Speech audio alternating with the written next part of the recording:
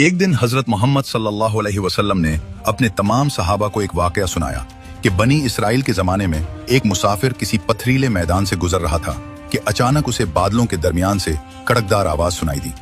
بادلوں کے اندر سے آواز آئی کہ فلاں شخص کے باغ کو پانی دو۔ یہ سن کر مسافر حیران رہ گیا کیونکہ اس نے پہلے کبھی بادلوں کو کسی انسان کا نام لیتے نہیں سنا تھا۔ تجسس میں آ کر وہ بادل کے پیچھے چل پڑا۔ بادل ایک خاص سمت میں بڑھتا رہا یہاں تک کہ ایک سنگلاخ اور پتھریلی زمین پر پہنچ کر برسنا شروع کر دیا۔ مسافر نے دیکھا کہ بارش کا وہ سارا پانی پہاڑی نالوں سے ہوتا ہوا ایک منظم طریقے سے ایک مخصوص باغ کی طرف بہہ رہا تھا۔ تو وہ مسافر بھی پانی کے ساتھ ساتھ چلتا ہوا اس باغ کے دروازے تک پہنچ گیا۔ وہاں اس نے ایک سادہ کسان کو دیکھا جو نہایت اطمینان سے اپنے ہاتھ میں پکڑے پھاوڑے کی مدد سے پانی کی سمت درست کر رہا تھا تاکہ باغ کا ایک ایک درخت سیراب ہو سکے۔ مسافر نے آگے بڑھ کر سلام کیا اور کسان سے اس کا نام پوچھا۔ کسان نے جیسے ہی اپنا نام بتایا تو مسافر کے رونگٹے کھڑے ہو گئے کیونکہ یہ وہی نام تھا جو اس نے بادلوں کی گرج میں سنا تھا۔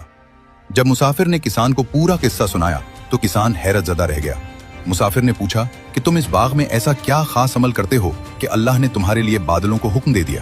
کسان نے نہایت عاجزی سے جواب دیا کہ میں اس باغ کی کل آمدنی کے 3 حصے کرتا ہوں۔ پہلا حصہ میں اور میرا خاندان کھانے کے لیے استعمال کرتے ہیں، دوسرا حصہ میں دوبارہ باغ میں بیج ڈالنے اور زمین کی بہتری کے لیے رکھ لیتا ہوں، اور تیسرا حصہ میں اللہ کی راہ میں مسکینوں، یتیموں اور مسافروں پر صدقہ کر دیتا ہوں۔